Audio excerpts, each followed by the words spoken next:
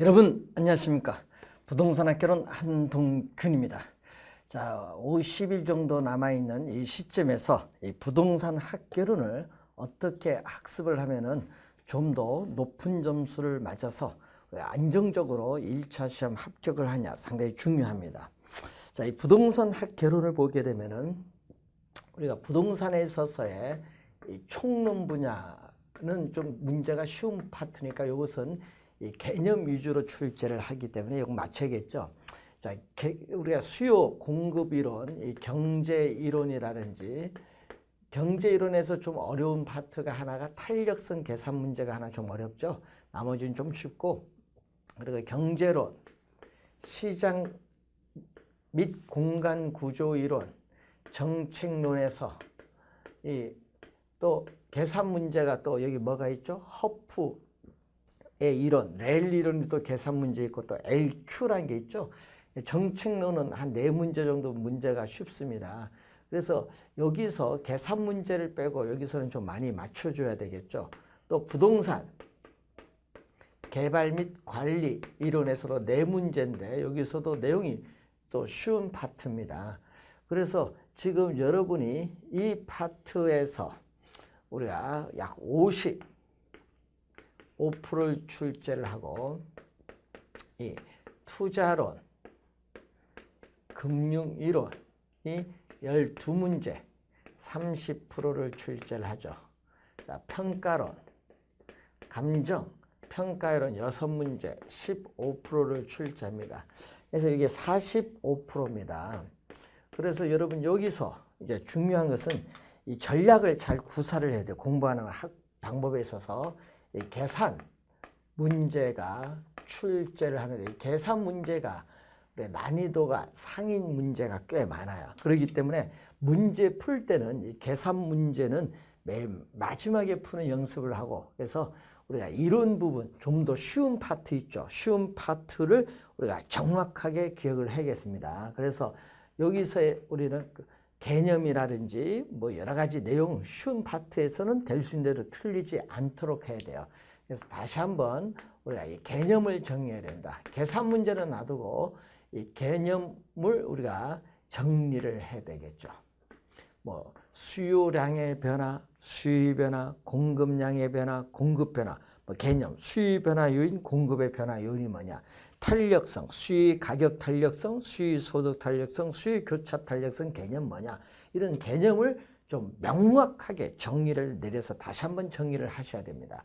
자, 그리고 또 우리가 관련돼서 이 계산 문제가 나올 수도 있지만 또 수식이 나올 수 있는데 이 수식이 지문에 나올 때는 맞는 지문인지 틀린 지문인지 그걸 판단할 수 있는 정도는 좀 대주시면 되겠죠. 계산 문제는 못 풀더라도 이 계산 수식 정도는 우리가 왜 이 수식이 어떤 의미를 가지고 있는지 경제학적으로 이해를 하면서 그걸 암기를 해둬야 돼.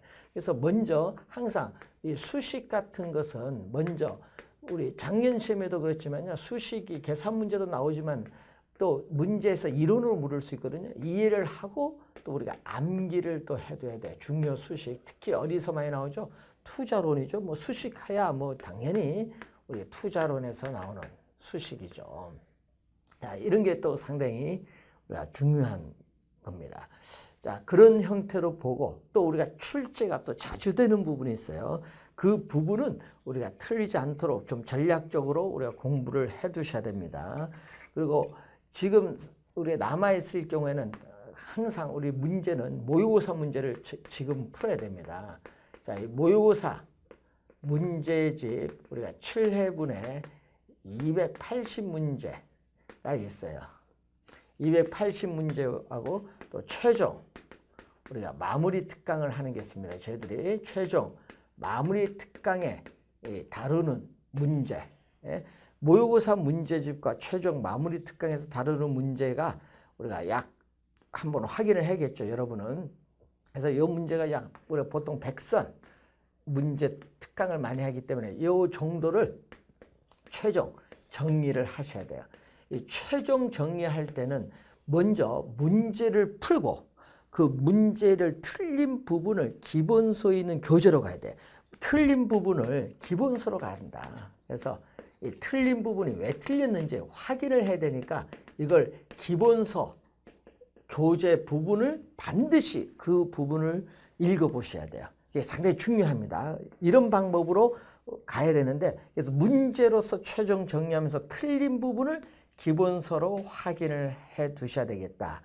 자, 이런 형태로 최종 정리를 하면은 우리가 부동산 학교로는 뭐 다 대비한다고 볼 수 있는데, 특히 우리가 시험장에 가시면은 1번, 2번, 3번, 4번, 5번이 우리가 8문제씩 우리가 정답이 배열되어 있어요. 8문제씩 배열이 되어 있다. 이렇게 보시고요. 그러면 문제가 1번 문제, 2번 문제, 3번 문제 이렇게 해서 40번이 있습니다.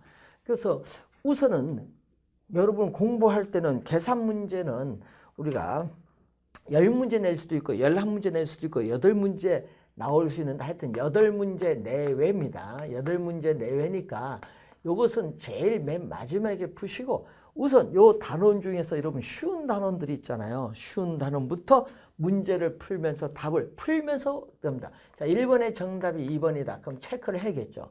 그럼 2번의 정답이 3번이다. 3번의 정답이 3번이다. 이런 식으로 쉬운 파트는 빨리 풀어서 체크를 했어요.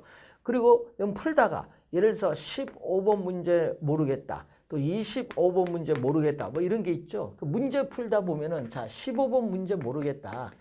지문을 봤는데 1, 2, 3, 4, 5가 있어요. 근데 1번은 답이 아니고 2번도 답이 아닌데 5번도 답이 아니다. 그러면 모르겠잖아요. 이렇게 두 개 놓고 우리가 헷갈리는 부분이 있어요. 이런 문제는 빨리 삼각형, 문제집에 빨리 삼각형 하고 빨리 넘어가세요. 그러면은 이제 먼저 확실한 것부터 풀면서 답을 옮기다 보면은, 자, 그럼 15번 문제를 왔다. 자, 여기 40번은 1번이 답이다. 그럼 15번 문제 왔는데 15번 문제 또 3번, 4번 둘 중에 하나니까 3번, 4번 봤는데 3번은 한 7개가 답이고 4번은 한 4개밖에 없다. 그럼 이 문제는 4번이 답이 될 가능성이 상당히 높은 거예요. 이렇게 해서 그럼 4번에 한번 정답을 해야겠다. 이런 게 중요합니다. 그리고 계산 문제 같은 경우에는 우리가 쉬운 거 있습니다. 이 쉬운 게 또 우리가 2문제 정도는 좀 쉬운데, 이 쉬운 것은 우리가 최종 우리가 마지막에 풀어야겠죠. 먼저 우리가 문제 풀 때 개론을 먼저 풀고 나서 그 다음에 민법을 우리가 푸는데 100분이거든요. 그래서 개론은 30분, 민법 60분 해서 90분에 푸셔야 돼요. 1차 시험을. 그러면 10분이 남아요. 답까지 다 옮겼는데 이 10분 동안에 계산 문제를 푸는데, 이 10분 개론 민법 먼저 풀고 계산 문제 뺀 나머지를 먼저 푸세요. 30분에. 자, 30분에 풀고 60분에 풀어야 돼요. 계산 문제를 뺀 거. 그럼 계산 문제 쉬운 거. 계산 문제 중에서도 쉬운 파트가 있어요. 이 쉬운 파트.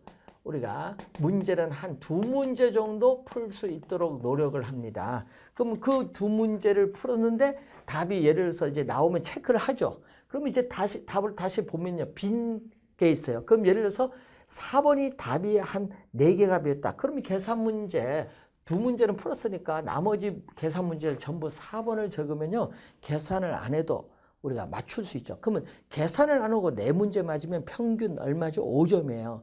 그럼 민법도 마찬가지겠죠? 그러면 그런 형태로 2개 놓고 헷갈리는 문제, 이 계산 문제를 본 시험에 가서 좀 더 우리가 어떻게 돼요? 이러한 찍기 신공을 발휘해서 약간 더 우리가 어떻게 돼요? 맞추신다면은 충분히 우리가 여유 있게 합격을 하실 수 있으리라고 생각합니다. 그래서 1차 시험을 치게 되면요. 꼭 보면은 한 15문제 내외가 2개 놓고 헷갈리는 부분이 있어요. 이것을 아까 답 배열 방식에 따라서 우리는 그런 형태로 우리가 정답을 찾아 들어가시면 되겠습니다. 이것도 상당히 여러분이 문제 푸는 요령으로서 상당히 중요한 객관식 문제 푸는 요령입니다. 항상 명심해 두시기 바라고, 항상 쉬운 파트는 틀리지 않도록 그 부분에 대해서 완벽히 정리를 하는데, 그래서 여러분이 25개 정도는 40문제 중에 25개 파트 정도는 나는 이 부분 나오면 반드시 맞출 수 있다. 그것을 잘 어떻게 돼요? 여러분이 선정해서 그 부분을 집중적으로 학습을 하는 그러한 요령도 중요합니다. 자, 그렇게 해서 최종 우리가 남아있는 50일 동안 거꾸로 방법이죠. 문제를 풀고 틀린 부분을 기본서 교재를 통해서 확인하는 그러한 부분이고 시험 일주일 남겨놓고 그동안 틀린 문제를 다시 한번 확인을 해보는 연습 상당히 중요합니다. 자, 그러면 여러분들은 부동산학개론 우리가 과목에 있어서 고득점을 우리가 맞을 수 있을 것이라고 생각합니다. 자, 여러분 마지막 퀴즈 화이팅!